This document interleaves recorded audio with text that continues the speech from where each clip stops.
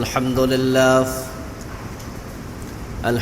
لله نحمده ونستعينه ونستغفره ونعوذ بالله من شرور أنفسنا ومن سيئات أعمالنا من يهد الله فلا مضل له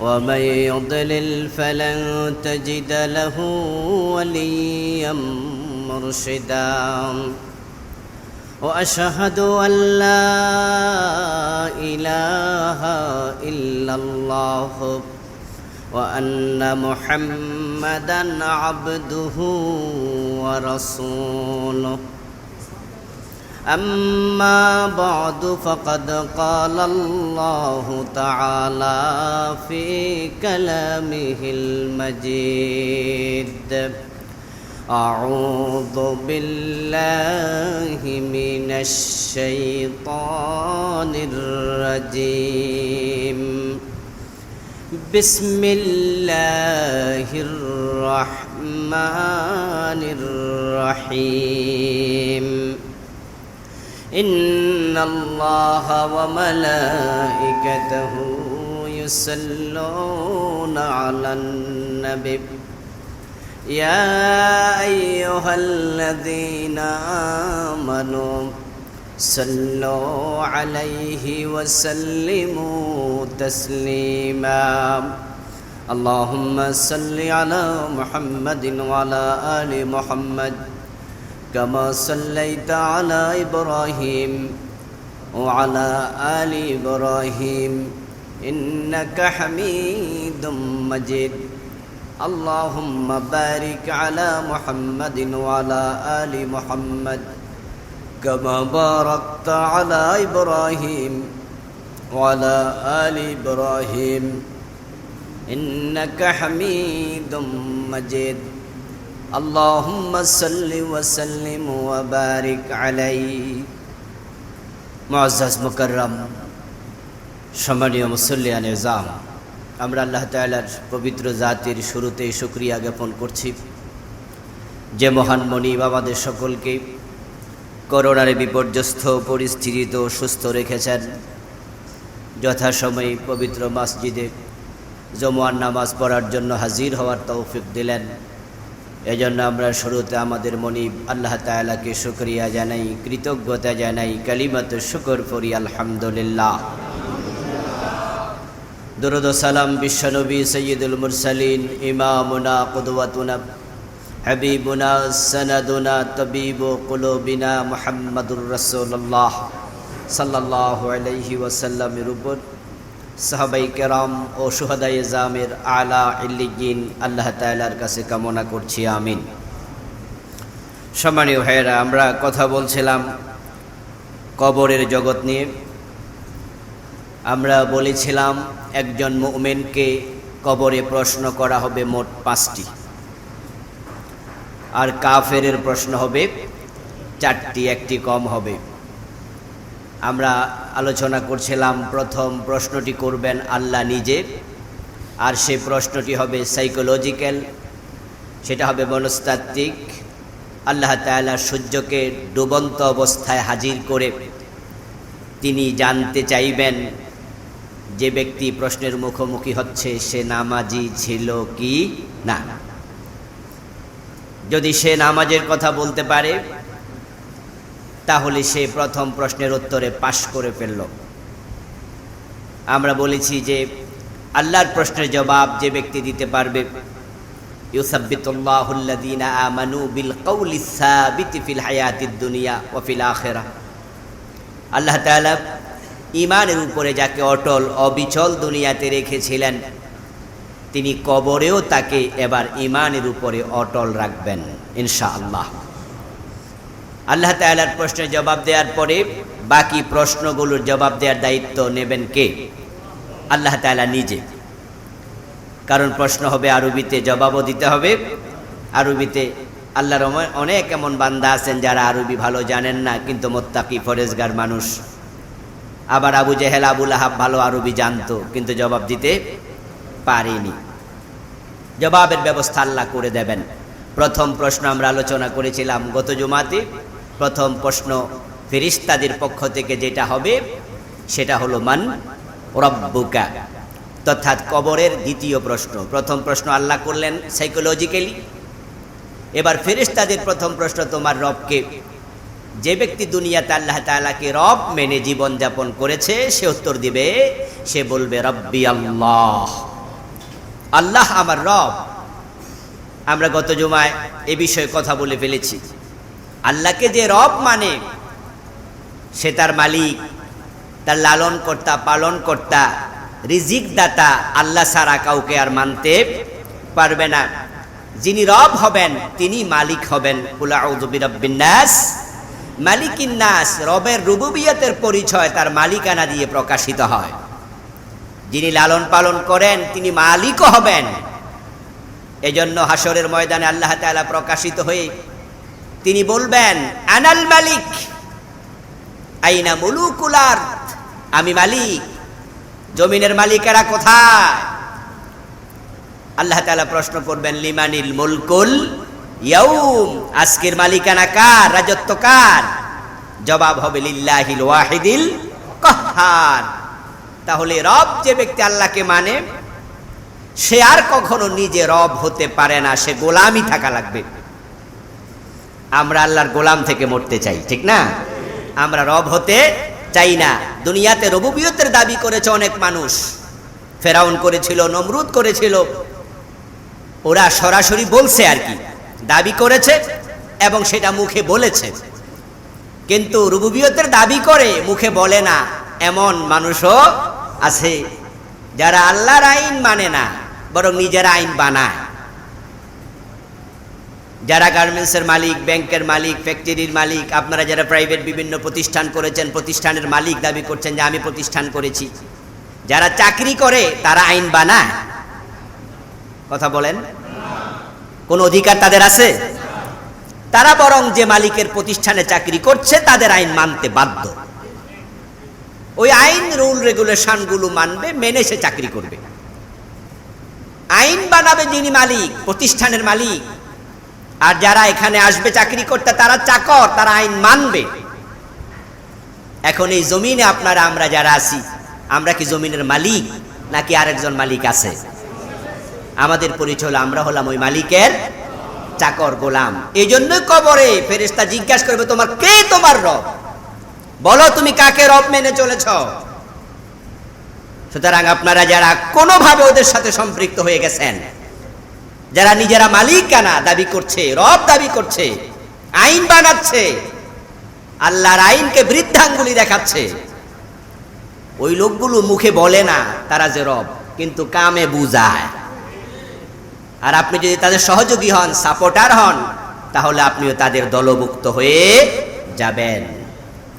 এজন্য সাবধান, কবরে যদি আমরা আল্লাহ তাআলার কাছে নিজদেরকে তার গোলাম হিসাবে হাজির করে জবাব দিতে চাই রাব্বি আল্লাহ বলে ফেরেশতাদের প্রশ্নের জবাবে, তাহলে আমাদেরকে আল্লাহকে রব মেনে জীবন যাপন করতে হবে এবং সেটা হবে স্বতঃস্ফূর্তভাবে।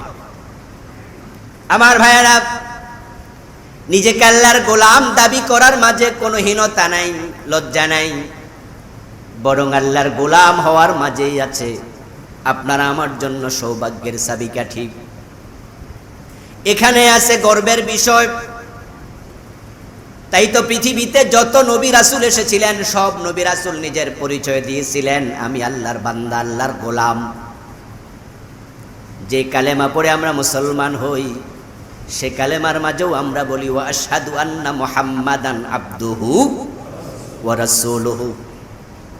নবী মুহাম্মাদের পরিচয় রাসূলুহু শুরুতে নয়, বরং এটা হলো পরে। প্রথম পরিচয় আবদুহু, তিনি আল্লাহর গোলাম। আশহাদু আন্না মুহাম্মাদান, আমি সাক্ষ্য দিচ্ছি নিশ্চয়ই মুহাম্মদ আবদুহু, তিনি আল্লাহর গোলাম। ওয়া রাসূলুহু, এবং তিনি আল্লাহর রাসূল। বিশ্বনবীর জীবন ছিল 63 বছর। তার মাঝে তিনি রাসূল ছিলেন 23 বছর। 40 বছর বয়সে রিসালাত পেয়েছেন। তখন থেকে তিনি পরিচয় দিয়েছেন আমি আল্লাহর রাসূল। আর যখন জন্ম মৃত্যু পর্যন্ত 63 বছর ছিলেন আল্লাহর গোলাম। রিসালাত আগে নাকি গোলামি আগে? জন্ম থেকে আল্লাহর গোলাম। এই জন্য হযরত ঈসা আলাইহিস সালাম মায়ের কোলে যখন ছিলেন তখন লোকজন ওনার মাকে চাপাচাপি করেছিল, তোমার তো বিয়ে হয়নি, বাচ্চা কোত্থেকে আসলো, তার পরিচয় কি? হযরত ঈসা আলাইহিস সালাম মায়ের কোলে তিনি কথা বলে নিজের পরিচয় দিয়েছিলেন, ইন্নী আব্দুল্লাহ আতানিয়াল কিতাবা ওয়া জাআলানি নাবিয়্যা, ইন্নী আব্দুল্লাহ, নিশ্চয়ই আমি আল্লাহর গোলাম। যদি নবী ঈসা আল্লাহর গোলাম পরিচয় দিয়ে নিজে ধন্য হন, নবী মুহাম্মদ বলেন আমিও আল্লাহর গোলাম, আমরা কি গোলাম হতে কোনো আপত্তি আছে? আর গোলাম যদি আপনি হন তাহলে আপনি কেন আইন বানাবেন? তাহলে আপনি বিদ্রোহী গোলাম, ঠিক না? আপনার প্রতিষ্ঠানে কেউ চাকরি নিয়ে সে সুযোগ সুবিধা চান্স পাইয়া এক পর্যায়ে সে নিজে আইন বানানো শুরু করছে, তাহলে যিনি প্রতিষ্ঠানের মালিক তিনি কি এটা মেনে নেবেন? উনি স্বাভাবিকতা বলবেন, এই আপনার চাকরি বাদ, আপনি তো আমাদের আইন মানবেন, আপনি আইন বানাচ্ছেন কেন? তা আমরা যারা দুনিয়াতে নিজের আইন বানানো শুরু করেছি, আল্লাহর আইনকে আমরা গ্রহণ করি না, শুধু তেলাওয়াতে আছে, জোর ধরে হাত কাটো। কোরআন কারিমে আয়াত আছে না নাই? এই যে রমজান গেছে কোরআন খতম করছেন, তেলাওয়াত করেন নাই? ইমাম সাহেব যদি সেই আয়াত বাদ দিয়া পড়াইতো তাহলে ইমামরে আপনারা ধরতেন, হুজুর বাদ দিয়েছেন কেন? তেলাওয়াতে সবাই পাগল, তেলাওয়াত করলে লাব্বাইক জি হুজুর জাহাপনা, কিন্তু চোর ধরে হাত কাটো আইন কোথায়? চিন্তাও নেই। বরং যারা এই আইনটা বাদ দিয়া চোর ধরে জেলে দাও এই আইন বানাইছে, আমরা অনেকে তাদের সহযোগী হয়ে বসে আছি, তাদের জিন্দাবাদ দিচ্ছি, ভোট দিচ্ছি, তাদের নেতা দলের কর্মী হচ্ছি। তা আপনাকে যখন প্রশ্ন করা হবে কবরে, আসলে তোমার রবটা কে ছিল, জবাব দিতে পারবেন তো? ধরা খেয়ে যাবেন। এই জন্য আপনার ধ্যান ধারণা সমাজে বাস্তবায়িত হবে কিনা সেটা বড় বিষয় নয়। আপনি আল্লাহর আইনের পক্ষে আছেন, আল্লাহকে রব মানেন, কারো আইন আর মানবেন না, এটাই বলছেন, এটাই লালন করছেন, এটাই প্রচার করছেন, কিন্তু আপনারটা সমাজে মোটেও বাস্তবায়িত হয়নি, আপনার লস হয় নাই। বরং এই চিন্তার উপরে যদি আপনি মরতে পারেন, কবরে আপনি পাস করবেন ইনশাআল্লাহ। আপনি বলতে পারবেন রব্বি আল্লাহ, আমার রব আল্লাহই ছিল, আমি উনাকেই মেনেছি। 2 নাম্বার প্রশ্ন, মা দীনুক, ফেরেশতা বলবে তোমার দিন কি? টোটাল প্রশ্নের মাঝে 3 নাম্বার আপনাকে প্রশ্ন করা হবে তোমার দিন কি? দিন যদি ইসলাম হয় তাহলে আপনি বলে দেবেন দিন ইয়াল ইসলাম, আমার দিনের নাম হলো ইসলাম। দিন মানে কি? দিন মানে হলো জীবন ব্যবস্থা, লাইফ প্রেসক্রিপশন। দিনের অনেকগুলো অর্থ আছে, তার মাঝে এখানে এটাই হলো উদ্দেশ্য। দিন মানে হচ্ছে বিচার দিবস, মালিক ইয়াউমিদ্দিন, আল্লাহ তুমি বিচার দিবসের মালিক। এখানে দিন বলতে এটা বোঝানো হয় নাই। দিন মানে জাযা, প্রতিদান, কামা তাদিনু তুদান। দিনের অনেকগুলো অর্থের মাঝে কবরে যেটা উদ্দেশ্য হবে সেটা হবে আপনার জীবন ব্যবস্থা কি ছিল, ধর্ম নয়। গতানুগতিক ধর্ম বুঝলে আপনি ভুল করবেন ইসলামকে। ইসলাম অন্য অন্য ধর্মের মতো একটি ধর্ম, এই নিছক এই ধারণা আপনি ভুল করছেন।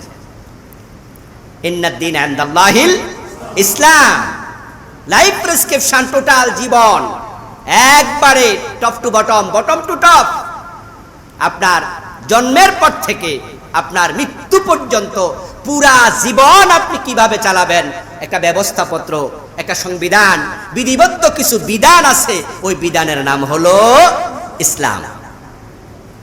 আল-ইয়াওমা আকমালতু লাকুম দীনাকুম, আল্লাহ তাআলা বলেন আমি তোমাদের এই দ্বীনকে পরিপূর্ণ করেছি।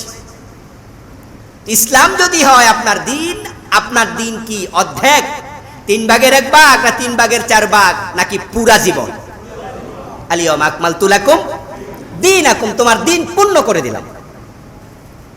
আলহামদুলিল্লাহ, এটা আমাদের সৌভাগ্য যে আমরা পরিপূর্ণ একটি দ্বীন পেয়েছি। আমাদের দ্বীন, আমাদের ইসলাম এমন একটি কনস্টিটিউশন, সংবিধান, লাইফ প্রেসক্রিপশন, যেখানে আপনার জীবনের কোনো একটি বিষয়ের জন্য আপনি অন্য কারো কাছে হাওলাত নেয়ার প্রয়োজন হবে না। আল্লাহ তাআলা সব দিয়েছেন, সুবহানাল্লাহ। ওমা ফাররাতনা ফিল কিতাবি মিন শাই, আল্লাহ বলে আমি কোরআনে কিচ্ছু বাদ রাখিনি, তিবিয়ানান লিকুল্লি শাই, সব দিয়েছি। এখন কোথায় কি দিয়েছেন বিশ্বনবী ব্যাখ্যা করেছেন, ইন্না আলাইনা বায়ানা সুম্মা ইন্না আলাইনা বায়ানা। আমি যে কোরআন আপনার কাছে দিয়েছি সেটার ব্যাখ্যা আমি আপনার কাছে করব, আপনি মানুষকে ব্যাখ্যা শুনিয়ে দেবেন। তাই বিশ্বনবী হচ্ছেন এমন এক চরিত্র যিনি কোরআনের পরিপূর্ণ জীবন্ত ব্যাখ্যা। সুবহানাল্লাহ। স্বামী হিসাবে, নেতা হিসাবে, রাষ্ট্রপ্রধান হিসাবে, সমাজ প্রধান হিসাবে, বাবা হিসাবে, মনিব হিসাবে, আবার চাকরি স্থলে একজন চাকরিকারী হিসাবে, আবার যুদ্ধের মাঠে সেনাপতি হিসাবে, বিচারালয়ে প্রধান বিচারপতি হিসাবে এমন একটা জায়গা নাই যেখানে বিশ্বনবীকে দাঁড় করানো যাবে না। এবং তাকে দাঁড় করি আল্লাহ আবার বলছেন লাকাদ কানা লাকুম ফি রাসূলিল্লাহি উসওয়াতুন হাসানা। তাই এই প্রশ্নের পরের প্রশ্নটাই হবে এই লোকটাকে চিনো কিনা। সুবহানাল্লাহ। একটার সাথে আরেকটা সম্পর্ক আছে না নাই? হ্যাঁ। আপনার দিন যদি ইসলাম হয় তাহলে আপনি আপনার জীবন চালাতে গিয়ে কোনো এক বিষয়ে অন্য কারো কাছে যেতে পারবেন না। যদি যান তাহলে প্রমাণ হবে আপনি ইসলামকে আপনার দিন হিসাবে পরিপূর্ণভাবে গ্রহণ করেন নাই। আমার ভাইয়েরা, সব সমস্যার সমাধান দিতে পারে আল কোরআন। কোরআন হলো দ্বীনের পরিচালিকা শক্তি। কোরআন আপনাকে আমাকে কিভাবে জীবন চালাতে হবে তা শিখিয়েছে। আপনি যদি মঙ্গল গ্রহে যান, অধুনা বিশ্বের বিজ্ঞানের উৎকর্ষতার যুগে মানুষ গ্রহ থেকে গ্রহান্তরে চলে যাচ্ছে, সামনে আরো যাবে। মঙ্গল গ্রহে গিয়ে নতুন কোন সমস্যার সম্মুখীন যদি হয়ে যায়, যে সমস্যা অতীতে কখনো ছিল না, মানব জীবনের সাথে সম্পৃক্ত, ওই নতুন সমস্যার সমাধানও আল্লাহর কোরআনে খুঁজলে তাও পাওয়া যাবেই। কোরআন হচ্ছে এমন এক কিতাব যেটা কখনো পুরান হবে না।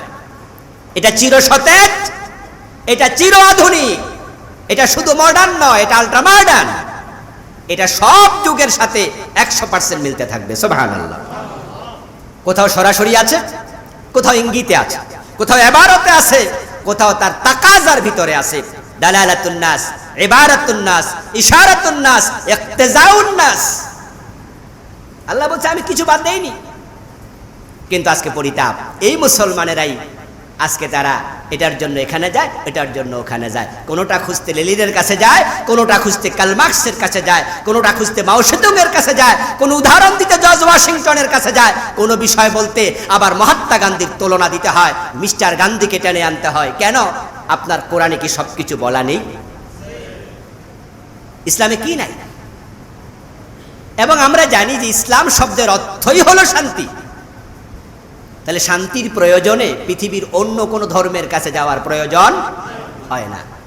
যারা ইসলামকে লাইফ প্রেসক্রিপশন হিসাবে পেয়ে খুশি, মন থেকে খুশি যে আমার প্রত্যেকটা বিষয় আমি ইসলাম দিয়ে সমাধান চাই।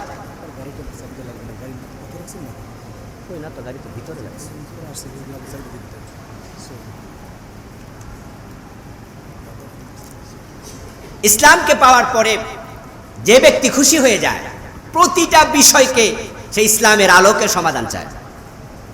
আপনারা দেখবেন, ওদিকে তাকানোর কিছু নেই, গাড়ির চাবি দিয়েছি মাত্র, আর কিছু না।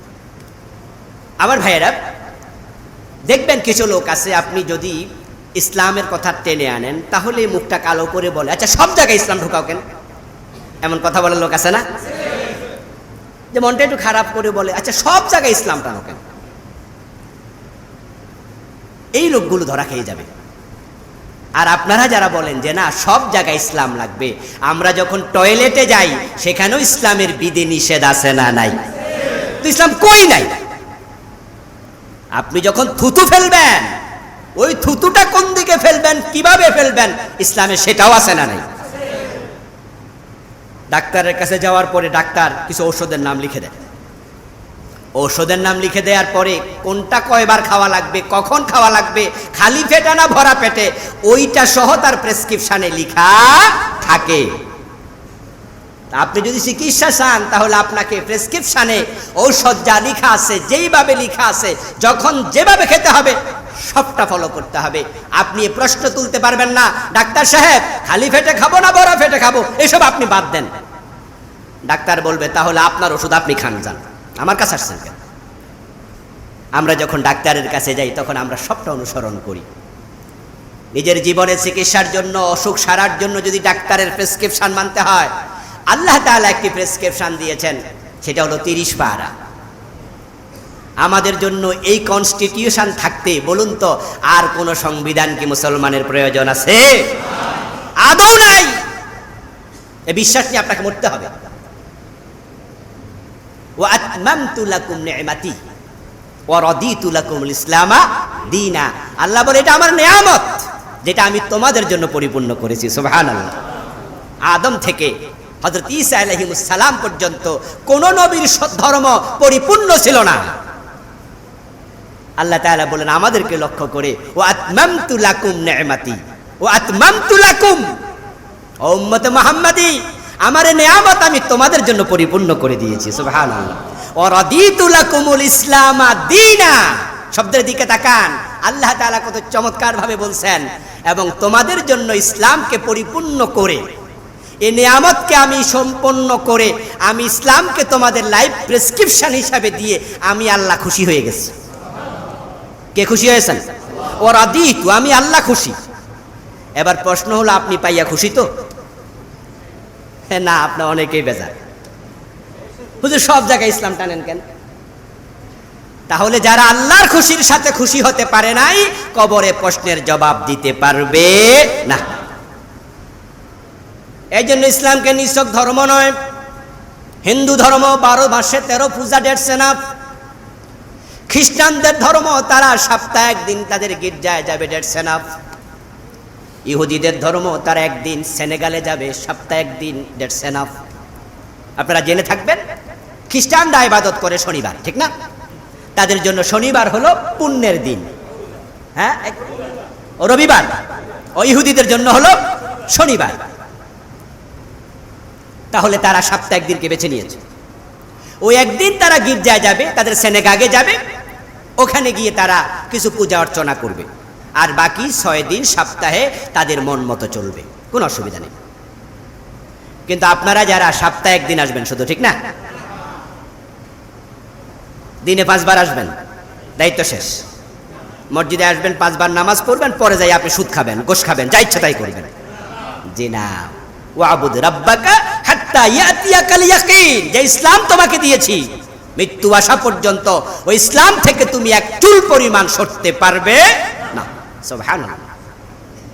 এই জন্য যারা ইসলামকে পাওয়ার পরে তারা মনে করেন যে আমাদের লাইফ প্রেসক্রিপশন হিসাবে, জীবন বিধান হিসাবে, কনস্টিটিউশন হিসাবে এটা এনাফ, মোর এনাফ, তাহলে আপনি কবরে একবারে হাসি খুশিতে বলে দেবেন আমার দিন ছিল ইসলাম।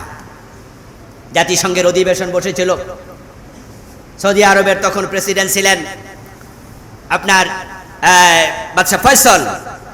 অধিবেশনে যাওয়ার আগে জাতিসংঘের পক্ষ থেকে তাম পৃথিবীর সদস্য রাষ্ট্রসমূহকে জাতিসংঘ চিঠি দিয়েছিল, আপনারা প্রত্যেকে নিজ দেশের 1 কপি করে কনস্টিটিউশন ইংরেজিতে অনুবাদ করে জাতিসংঘের সদর দপ্তরে জমা দেবেন।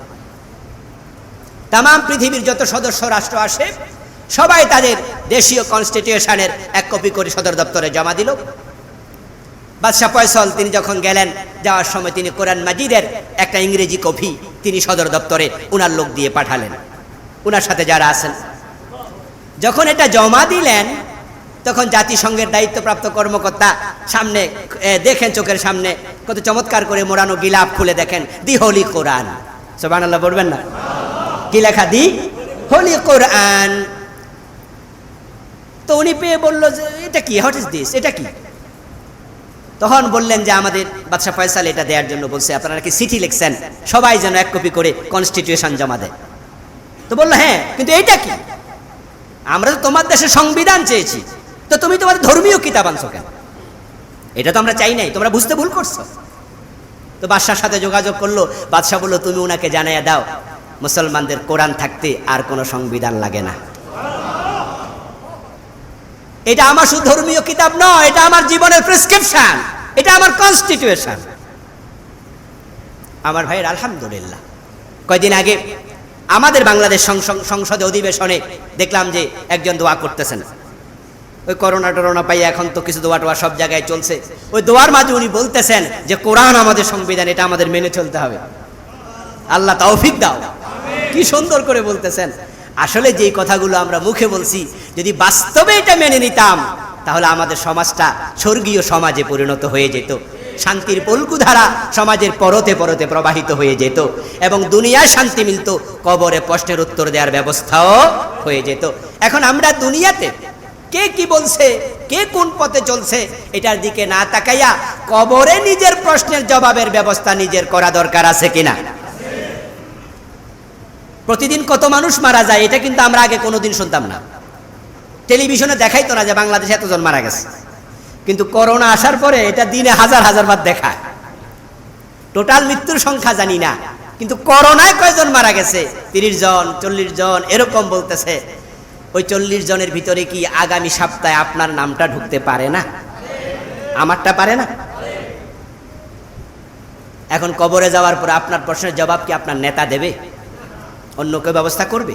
আপনাকেই দিতে হবে। এবং আমি বলেছি গত জুমার আলোচনায়, ওসমান ইবনে আফফান রাদিয়াল্লাহু তাআলা আনহু কাঁদতেন, কবরের পাশে দাঁড়িয়ে তিনি বলতেন, এখানে যে ছাড়া পায় সে সামনে কোথাও ধরা পাবে না, সব জায়গায় ছাড়া পাবে, কোথাও ধরা খাবে না।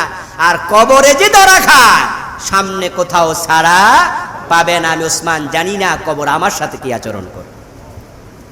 এজন্য আমার ভাইয়েরা, কবরের জবাবের ব্যবস্থা করুন। ভিন্ন চিন্তার অনেকে এখানে আছেন, থাকতে পারেন। আমি আপনার হাত ধরে বলছি, আপনার পা ধরে বলছি, আমার ভাই, প্রিয় ভাই, যদি আপনি কবরে জবাব দিতে চান, তাহলে ইসলামকে আপনার জীবন ব্যবস্থা হিসাবে গ্রহণ করতেই হবে। আপনি জবাব দেবেন, দিনিয়াল ইসলাম, ইসলাম আমার দিন। এবার ফেরেশতা 3 নাম্বার প্রশ্ন করবে, কবরের প্রশ্নের 4 নং প্রশ্ন, ওমান হাদার রাজুল আল্লাযী বুইসা ফীকুম ওমান নাবিয়ুক। বিভিন্ন শব্দে হাদিসে এসেছে, ওই ব্যক্তিকে চিনো নাকি যাকে তোমার কাছে পাঠানো হয়েছে? তোমার নবী কে ছিল? ওমা হাদার রাজুল, এই লোকটা কে? আর রাজুল শব্দটি মারিফা, বাংলায় বলে নির্ধারিত, নির্দিষ্ট। তাহলে বোঝা যায় এমন একজন ব্যক্তিকে আপনার কবরে উপস্থাপন করা হবে, আপনাকে দেখানো হবে, যেই লোকটা অনির্ধারিত কোনো ব্যক্তি নয়। উনি একজন নির্ধারিত ব্যক্তি, যাকে তোমার কাছে পাঠানো হয়েছিল নবী বানিয়ে। তুমি তাকে চিনো নাকি? যারা বিশ্ব নবীকে কবরে দেখে চিনবে, তারা সাথে সাথে বলে দেবে, হাদা নবিয়ুনা মুহাম্মাদুর রাসূলুল্লাহ, হাদা মুহাম্মাদুর রাসূলুল্লাহ, উনি আমাদের রাসূল, তিনি আমাদের নবী। আপনাদের কাছে এবার আমি একটু জানতে চাই, মেহেরবানি করে বলুন তো, রাসূলকে আমরা কি দেখছি এভাবে?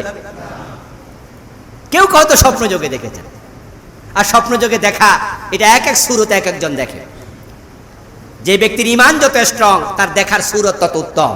কেউ দেখে, তবে বিশ্বনবীর সুরত শয়তান ধরতে পারে না। আপনি দেখবেন, যদি আপনি মুজাহিদ মানুষ হন, টেন্ডেন্সি খুব বেশি, ঈমানের তাকত খুব বেশি শক্তিশালী, তাহলে রাসূলকে আপনি মুজাহিদের সুরতও দেখতে পারেন, যে যুদ্ধের মাঠে তিনি যাচ্ছেন। এক একজন এক একভাবে দেখে। কিন্তু বিশ্বনবীকে কবরে উপস্থাপন করা হবে ওনার অরিজিনাল সুরত, যেটা বাস্তবে তিনি যা একজন নবী মুহাম্মদুর রাসূলুল্লাহকে দেখানো হবে। এখন আমরা তো চিনি না, দেখিনি, এখন দেখে কবরে জবাবটা দেব কিভাবে?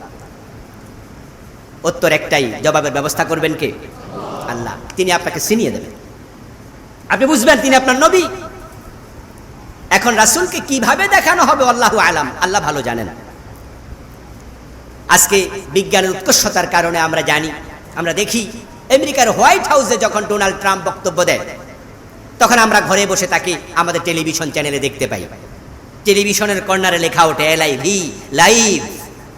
এর মানে আপনি যা দেখছেন এটা কপি করা নয়, এটা ভিডিও নয়, এটা ডাইরেক্ট, এটা সরাসরি। হোয়াইট হাউসে আপনি সরাসরি দেখছেন। কোথায় আমেরিকা, কোথায় বাংলাদেশ? ডোনাল্ড ট্রাম্পকে যদি আপনি বাড়িতে বসে এবার সরাসরি দেখতে পান, আমার আল্লাহ কি আরো 1000 গুণ উত্তম পন্থায় মদিনার নবী মুহাম্মদুর রাসূলুল্লাহ সাল্লাল্লাহু আলাইহি সাল্লামকে আমাদের কবরে দেখানোর ব্যবস্থা করার ক্ষমতা আল্লাহর আছে কিনা? তিনি কিভাবে দেখাবেন তিনি ভালো জানেন। এমনও তো হতে পারে যে কবরে আপনি আছেন, যেখানে আপনাকে বসিয়ে প্রশ্ন করা হচ্ছে, ওই কবরের মাটি আর মদিনার মাঝখানে যে মাটি আছে আল্লাহ সরাইয়া দেবেন, যে নবী মুহাম্মদ উনি মদিনা আছেন, আপনিও বাংলাদেশে আছেন, মাঝখানে দূরত্বটা নাই। আল্লাহ বলবো উনি কে? সুবহানাল্লাহ। ফেরেশতা বলবো উনি কে, চিনো নাকি?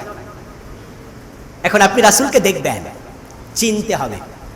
চেনার জন্য আপনাকে রাসূলকে অনুসরণ করতে হবে। সেই তো চিনবে যে রাসূলকে মানবে।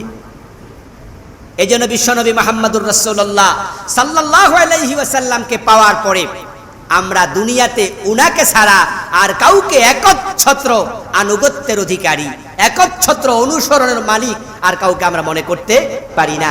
নবী মুহাম্মদুর রাসূলুল্লাহ সাল্লাল্লাহু আলাইহি ওয়াসাল্লাম হলেন একমাত্র মডেল, একমাত্র আইডল। কিন্তু পরিতাপ, উনার মতো আইডল পাওয়ার পরেও, মডেল পাওয়ার পরেও আমরা কিন্তু অমকের সৈনিক, তমকের সৈনিক হওয়াতে ব্যস্ত। আমি অমকের আদর্শ উজ্জীবিত, আমরা অমকের আদর্শের সৈনিক, এমন কথা বলার মতো মুসলমানের সন্তান আছে কিনা? কেন আপনি এটা হবেন? আপনি যাকে মডেল মানলেন, নেতা মানলেন, যার আদর্শ বাস্তবায়নের কাজ করছেন, যদি প্রশ্ন করা হয় আপনার নেতা কি মদ পান করতো না কিছু জানেন আপনি? নিশ্চিত করে বলুন। আপনি বলবেন হুজুর আমি নিশ্চিত করে কেমনে বলি, উনার সাথে তো আর আমি রাত কাটাই নাই। আপনার নেতা মিথ্যা বলতো কি বলতো না? আমি তো জানি না। আপনার নেতা কি অন্যায় করতো কি করতো না? আমি তো জানি না। কিন্তু নবী মুহাম্মদুর রাসূলুল্লাহ সাল্লাল্লাহু আলাইহি ওয়াসাল্লামকে দাঁড় করিয়ে এই জাতীয় প্রশ্ন যদি 100 না 200 না হাজার হাজার করা হয়, একটাও নেগেটিভ অ্যানসার হবে না।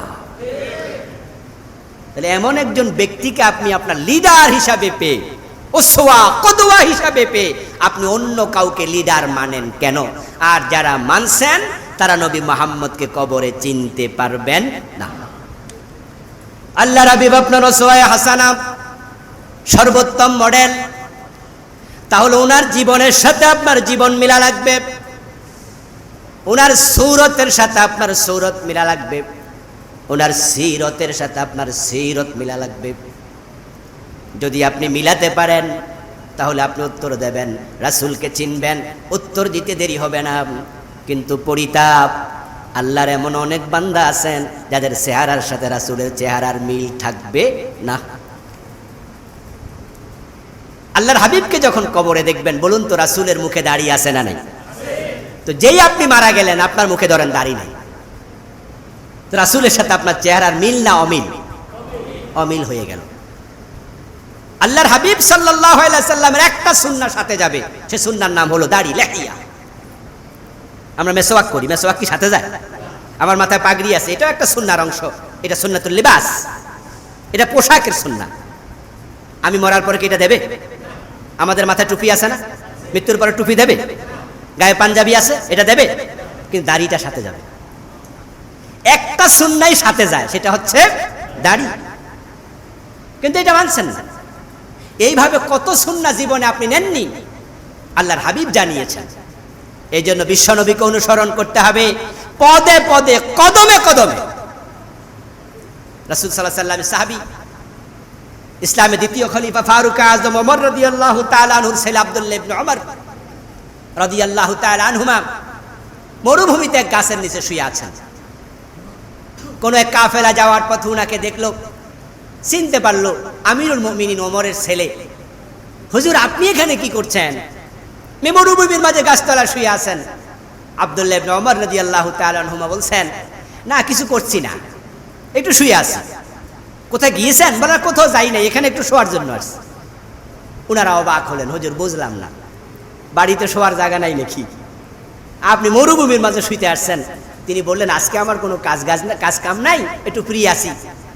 শুনেছিলাম কোন বিশ্বনবী মুহাম্মদুর রাসূলুল্লাহ সাল্লাল্লাহু আলাইহি সাল্লাম কোন এক সফরে যাওয়ার পথে এই গাছের নিচে একটু বিশ্রাম নিছিলেন, তাই আমি আমার দেহে ওই মাটিটা লাগাইতে আসছি। এটা সুন্নাহ না, এটা ওয়াজিব না, এটা ফরজ না, এটা মহাব্বত। এটা কি? মহাব্বত। যে বিশ্বনবীকে কিভাবে অনুসরণ করতেন। ওনার সামনে এক ব্যক্তি হাসি দিল, হাসি দিয়ে পড়ল আলহামদুলিল্লাহ সুম্মা সালাতু আলা রাসূলিল্লাহ। আব্দুল্লাহ ইবনে ওমর বলেন, মা হিয়া রাজুল, মা হিয়া আব্দুল্লাহ, হে আব্দুল্লাহ থাম। আলহামদুলিল্লাহ বলেছো ঠিক আছে, কিন্তু সুম্মা সালাতু আলা রাসূলিল্লাহ ওয়াস সালাতু আলা রাসূলিল্লাহ এরপরে তুমি রাসূলের উপর দুরূদ পড়েছো, কেন তুমি করেছো? থামো। ওই ব্যক্তি বলে, হে আব্দুল্লাহ ইবনে ওমর, আলহামদুলিল্লাহ মানে আল্লাহর প্রশংসা, রাসূলের উপর সাথে একটু দুরূদ যোগ করে দিলাম, অসুবিধা কি? ইবনে ওমর বলেন, বিশ্বনবীকে অনুসরণ করতে হবে বুঝে শুনে, কদমে কদমে, বেশিও না কমও না। উনি শুধু আলহামদুলিল্লাহ শিখাইছে হাসি বলে, দুরূদ পড়তে শিখায় নাই, সুতরাং এটাও করা যাবে না। তিনি যা করেছেন তা ছাড়া যাবে না, তিনি যা করেননি তা করা যাবে না। আমরা যারা এই চিন্তায় আগাচ্ছি, এরপর আমরা মানুষ, কিছু ভুল ত্রুটি আমাদের হয়ে যাবে, কিন্তু আমরা চিন্তার ক্ষেত্রে কোনো আপোষ করি না। কর্মে ভুল হয়ে যায়, চিন্তায় কোনো ভুল হওয়া যাবে না। যারা বিশ্বনবী মুহাম্মদুর রাসূলুল্লাহ সাল্লাল্লাহু আলাইহি ওয়াসাল্লামকে একমাত্র অনুকরণীয় আদর্শ গ্রহণ করলেন, সব জায়গায় উনাকেই মেনে চলছেন, আপনি উনাকে দেখে উত্তর দিতে পারবেন নবী মুহাম্মদুর রাসূলুল্লাহ সাল্লাল্লাহু আলাইহি সাল্লাম বলে। হয়ে গেল ফেরেশতার 3টি প্রশ্নের জবাব শেষ। আল্লাহ তাআলার প্রশ্নের জবাবে পাস, ফেরেশতার 3 প্রশ্নের জবাবেও পাস, 4টা প্রশ্ন হয়ে গেল। ফেরেশতারা এবার আনন্দে আরেকটি প্রশ্ন করে বসবেন। ওয়া মা ইউদরিক, সুনান আবু দাউদে এসেছে, আল্লাহর হাবিব বলেন ফেরেশতার পরবর্তী প্রশ্ন 4 নাম্বার প্রশ্ন হবে, এত চমৎকার করে জবাব দিলে আল্লাহর বান্দা, এই জবাবগুলো তোমাকে কে জানাইছে, তুমি কোথায় পেয়েছো? সুবহানাল্লাহ। একসময় আমরা যারা আমাদের বয়সী যারা আছেন, আমাদের সিনিয়র যারা আছেন, যখন রেজাল্ট হতো, যারা ফার্স্ট ক্লাস ফার্স্ট হতো, সেকেন্ড হতো, থার্ড হতো, বোর্ডে ফার্স্ট হতো, সাংবাদিকরা বাড়িতে চলে যেত, পরের দিন সাক্ষাৎকার আসছে, যে আপনি কয় ঘন্টা পড়ছেন, কেমনে পড়ছেন, ইত্যাদি ইত্যাদি। এগুলো আনন্দের বিষয়। টেলিভিশনে সাক্ষাৎকার আসতো, আর এখন তো A+B+ হওয়ার কারণে এসব মজা আর নাই। যখন 3টি প্রশ্নের জবাব আপনি পারবেন, ফেরেশতারা 4র্থ প্রশ্ন করে বসবে, ওয়া মা ইউদরিকা, এই চমৎকার উত্তর তুমি পাইলা কই? ব্যক্তি জবাব দেবে, ক্বারাআতু কিতাবাল্লাহ ফাআমানতু বিহি ওয়া সাদ্দাকতু বিমা ফি, আমি আল্লাহর কোরআন পড়েছি, তার উপর বিশ্বাস করেছি, যা আছে সব সত্যায়ন করেছি। সুবহানাল্লাহ। ফেরেশতার 4 নাম্বার প্রশ্নে এখানে একটা ইঙ্গিত আছে। ফেরেশতার প্রশ্নের জবাব যারা দিতে পারবেন, এই জবাব দেওয়ার জন্য তাদেরকে আল্লাহর কোরআন পড়তে হবে। 4 নাম্বার প্রশ্নের জবাব, ক্বারাতু কিতাবাল্লাহ, আমি আল্লাহর কিতাব পড়েছি, ফাআমানতু বিহি, শুধু পড়ি নাই, আমি এই কিতাবের উপর বিশ্বাসও রেখেছি। এখন আমাদের দেশে কিতাব পড়ার লোকের অভাব নাই, কিন্তু প্রকৃত বিশ্বাসীর অনেক অভাব। ওয়া সাদ্দাকতু বিমা ফি, শুধু বিশ্বাস করি নাই, এর মাঝে যা আছে এগুলো আমি তাসদীক করেছি, এর মানে যে যেভাবে যেটা আছে সব বাস্তবায়নের কাজও করেছি। সুবহানাল্লাহ। এখন যারা উত্তর দিতে চান ফেরেশতাদের জবাবে, তাদেরকে কোরআন পড়তে হবে, কোরআনের সকল বিধান বিশ্বাস করতে হবে, সমাজে এগুলো দেশে, রাষ্ট্রে, পরিবারে, ব্যক্তি জীবনে প্রয়োগ করার চেষ্টাও করতে হবে। আপনি চেষ্টা করতে করতে মরে যান, এই চিন্তার উপরে আপনি কবরে যাবেন, জবাবের ব্যবস্থা করবেন কে? আল্লাহ। হয়ে যাবেন ইনশাআল্লাহ। ফেরেশতা যখন 4 নাম্বার প্রশ্ন করে ফেলবে, মোট 5টা প্রশ্ন শেষ।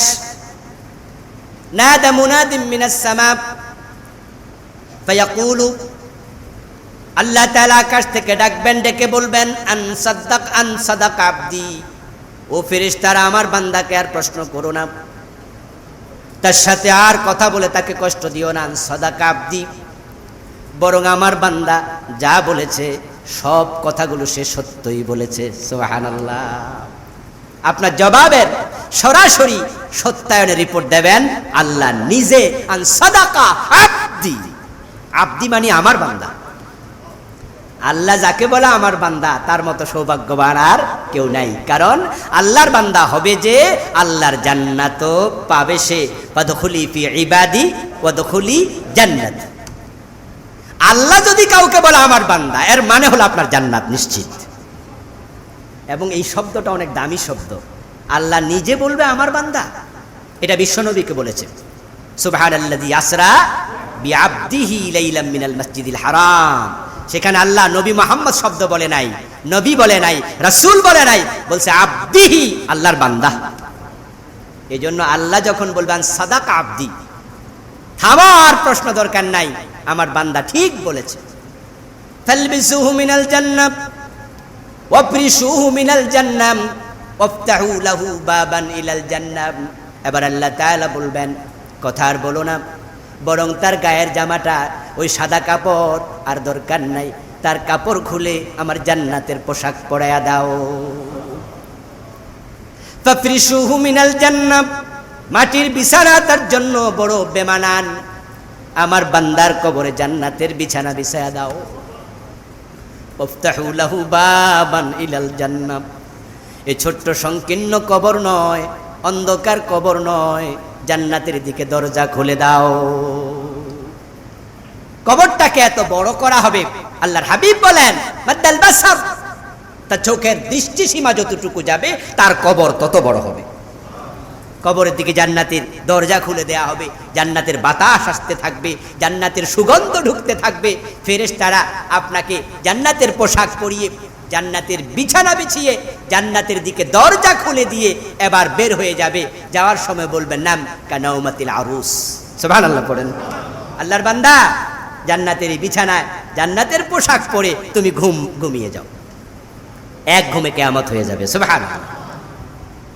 আর যারা বিপরীতে আছে, ফায়াকুলু হা হা লা আদরি, ফাসিক, ফুজ্জার, পাপিষ্ঠ, আল্লাহকে রব মানে নাই, জীবনের সব জায়গায় ইসলামকে দিন হিসাবে গ্রহণ করে নাই, কিছু করেছে কিছু করে নাই। মনে রাখবেন, কিছু করে ইসলাম, কিছু বাদ দিয়ে মুমিন হওয়া যাবে না। আল্লাহ তাআলা যা বলেন সেটা এমন ভাবে বলেন, এর মাঝে কোনো রকমের ডিসকাউন্ট আর থাকে না, পার্সেন্টেজ নেওয়ার সুযোগ নেই। অজুর 4 ফরজ, 3 ফরজ মানবেন, 1 ফরজ করবেন না, ওই 3 ফরজের 1 আনা দামও নাই। নামাজের ভিতরে আরকান আহকাম 13 ফরজ, 12টা মানছেন, 1টা মানেন নাই, ওই 12টার 1 আনা দামও নাই। কোরআনের আয়াত সংখ্যা 6236, যদিও 6666 একটা কথা আছে, এই বক্তব্য আছে, এটা দুর্বল একটি কথা, যদিও এটা বেশি প্রচার হয়েছে আর কি। এই যে 6000-এর বেশি আয়াত সব মানলেন, 1 আয়াত মানেন নাই, ঈমান আছে না গেছে? তা আপনি আল্লাহকে সব জায়গায় রব মানছেন, এক জায়গায় মানেন নাই, ঈমানার 1 আনা দামও নাই। যারা মেনেছেন আলহামদুলিল্লাহ, মানেননি তো ধরা খেয়ে গেলেন। মান রাব্বুকা ফায়াকুলু হা হা লা আদরি, সে বলবে আমার রবকে আমি তো জানি না। ফেরেশতা প্রশ্ন করবে ওমান দীনুক, দিন কি? ফায়াকুলু হা হা লা আদরি, সে বলবে আমি তো জানি না। প্রশ্ন করবে লোকটাকে চিনো? ওমান নবিয়ুক, কে তোমার নবী? ওমান হাযার রাজুল আল্লাযী বুইসা ফীকুম, হা হা লা আদরি, সে দেখবে বিশ্ব নবীকে, চিনতে পারবে না। কেমনে চিনবে? চিনার তো কথাও না, দাড়ি তো নিজে রাখে নাই, উল্টা দাড়িওয়ালা লোক দেখলে টিপ্পনি কাটে, এমন জালেম আছে কিনা? দাড়ি রাখছে, মেয়ে বিয়ে দেয় না, এমন মেয়ে আছে দাড়িওয়ালা স্বামীর কাছে বিয়ে বসে না। দাড়ি রাখার কারণে তার গার্মেন্টসে, ফ্যাক্টরিতে, অফিসে চাকরি দেয় না, এমন জালেমও আছে না? নেই? আল্লাহ আল্লাহ আল্লাহ আল্লাহ, শুধু দাড়ি রাখার অপরাধ চাকরিটা চলে গেছে। মাদ্রাসায় পড়ছে, চাকরি দেয় না, মাদ্রাসার সার্টিফিকেট চাকরি দেয়নি। ইন্টারমিডিয়েট কলেজে, পরবর্তী জীবন ইউনিভার্সিটি, শুধু দাখিলটা মাদ্রাসায়, ওই দাখিলের সার্টিফিকেট দেখে চাকরি থেকে বের করে দিয়েছে, ইন্টারভিউ থেকে, সরি আমরা মাদ্রাসার হুজুর নেই না। আপনার কাছে টুপি এত ঘৃণিত, দাড়ি এত অপছন্দের, ইসলাম শুনলে আপনি আটকে ওঠেন, আবার আপনি রাসূলকে দেখে চিনবেন, কোয়াইট ইম্পসিবল, অসম্ভব। এই জন্য যদি কবরে রাসূলকে চিনতে চান, রাসূলের আদর্শ গ্রহণ করা দরকার আছে নাকি না? হ্যাঁ, ইসলামের সাথে মহব্বত লাগান। ইসলামওয়ালা দেখলেই চুলকানি উঠবে, আর আপনি রাসূলকে চিনবেন, অসম্ভব। হা হা লা আদরি, জানি না। প্রশ্নের জবাব দিতে যখন ব্যর্থ হবে, ফেরেশতা 3টি প্রশ্ন পারে নাই আল্লাহর। প্রথম প্রশ্ন মনস্তাত্ত্বিক, সেটাও পারে নাই। নাদা মুনাদিম মিনাস সামা, আকাশ থেকে আল্লাহ আওয়াজ করবেন, আওয়াজ করে বলবেন আন কাযযাবা, সে মিথ্যুক। এখানে আব্দি শব্দটা নাই, ওখানে আছে আন সাদাকা আব্দি, আর এখানে আছে আন কাযযাবা। আল্লাহ বলেন সে আমার বান্দা, সে লাওয়ারিস, তার কোনো পরিচয় নাই। আসলে আল্লাহ যাকে বান্দা বলে না, সে সত্যি লাওয়ারিস। আল্লাহ তুমি ছাড়া আমি ঠিকানাহীন, মাবুদ তুমি ছাড়া আমি ঠিকানাবিহীন। যার সাথে রবের সম্পর্ক নাই, বাস্তবে তার কোনো ঠিকানাও নাই, সে লাওয়ারিস, ঠিকানাবিহীন লোক। আল্লাহ বলবে মিথ্যুক, সে বলছে তার রবকে সে চিনে না, মিথ্যা কথা। আলেম ওলামারা তার কাছে কত বুঝাইছে, সে জানে কিন্তু সে গ্রহণ, সে বলছে জানি না, মিথ্যা কথা বলতেছে, সে জানতো। এরপর ইসলাম ধর্ম, সে বলছে আজকে জানে না, মিথ্যু। এই মসজিদে সে ওয়াজ শুনছে, জুমার দিন হাজির হয়েছিল, হুজুর বলেছে ইসলামকে জীবনের বিধান হিসাবে নাও, সে লোকটা নেয় নাই। আর আজকে সে বলে কিনা সে জানেই না, মিথ্যা কথা। নবী মুহাম্মদ তার জীবনে একমাত্র অনুসরণীয় ব্যক্তিত্ব, সে জানতো, উসওয়ায়ে হাসানা, একমাত্র আদর্শ মডেল, সে জানতো, আজকে বলে জানে না, সে মিথ্যুক, সে নেয় নাই। ফাফরিশুহু মিনান নার ওয়ালবিসুহু মিনান নার ওয়াফতাহু লাহু বাবান ইলান নার। ও ফেরেশতারা তার জামাটা খুলে ফেলো, গায়ে সাদা কাপড় খুলে জাহান্নামের পোশাক পরিয়ে দাও। নাউজুবিল্লাহ। পুরা বডি জাহান্নামের আগুন দিয়ে পোশাক বানিয়ে পরিয়ে দেওয়া হবে। কবরে জাহান্নামের বিছানা বিছিয়ে দাও, কবরের সাথে জাহান্নামের দরজা খুলে দাও, জাহান্নাম থেকে ধাউ ধাউ করে কবরে আগুন ঢুকে যাবে। তাই তো বিশ্বনবী বলছেন, এই কবর কারো জন্য জান্নাতের টুকরা, কারো জন্য জাহান্নামের গর্ত। একটা হাদিস আর এক হাদিসের ব্যাখ্যা করে, জাহান্নামের দিকে দরজা খুলে দেয়া হবে, পুরাটা কবর জাহান্নামের আগুন ভরে দাউ দাউ করতে থাকে। ফেরেশতারা বেরিয়ে যাবে, সুম্মা ইউদাইয়াকু আলাইহি আমা ওয়া আবসার। আমাম একজন অন্ধ ফেরেশতা, তারপর আমা ওয়া আসাম একজন অন্ধ ফেরেশতা কবরের ভিতরে ঢুকবে, চোখে দেখে না, ও আসাম এবং সে কানে শোনে না, সে বধির এবং সে অন্ধ। ওই ফেরেশতাকে আল্লাহ বলবেন সে কবরে ঢোকো, মাহু মিজরাবাতুম মিন হাদিদ, তার হাতে থাকবে লোহার তৈরি বিশাল একটা ডান্ডা, হাতুড়ি। ফেরেশতাকে আল্লাহ তাআলা বলবেন যাও ওই জাহান্নামের আগুনে জ্বলতে থাকা লোকটাকে হাতুড়ি দিয়ে পিটাইতে শুরু করে দাও। নাউজুবিল্লাহ। ওই হাতুড়ির ওজন এত বেশি হবে, আল্লাহর হাবিব বলেন না উদুরিবা বিহা জাবানুন লাসারা তুরাবা। ওই হাতুড়ি এত ওজন, যদি কোনো পাহাড়ের মাঝে একটা আঘাত করা হতো, পুরাটা পাহাড় ধুলাবালি হয়ে উঠতে শুরু করত, পাহাড় ধুলাবালি হয়ে যেত একটা আঘাত। ওই হাতুড়ি দিয়ে ফেরেশতা পিটাতে থাকবে। নাউযুবিল্লাহি মিন যালিক। এজন্য বিশ্বনবী বলেছেন কবরের মতো মারাত্মক জায়গা দেখি নাই। এরপরে তার কবরের মাঝে 99টা তিন্নিন সাপ আল্লাহ ঢুকিয়ে দেবেন। 99 তিন্নিনা লা ইউসাল্লাতু আলাল কাফির। ওই যে ব্যক্তি অস্বীকারী, দিন গ্রহণ করে নাই, রাসূলকে নেতা মানে নাই, আল্লাহকে রব মানে নাই, তার কবরে 99টা সাপ ঢুকিয়ে দেয়া হবে। তানহাসুহু ওয়া তালদুগুহু ইলা ইয়াউমিল কিয়ামাহ। কিয়ামত পর্যন্ত ওই 99টা সাপ তাকে সবল মারতে থাকবে একের পর এক। বিশ্বনবী বলেন লাওয়ান্না তিন্নিনা মিনহা নাফাকা ফিল আরদি মান বাতাত খাদরা। ওই তিন্নিন সাপের বিষ কত বেশি হবে শোনো।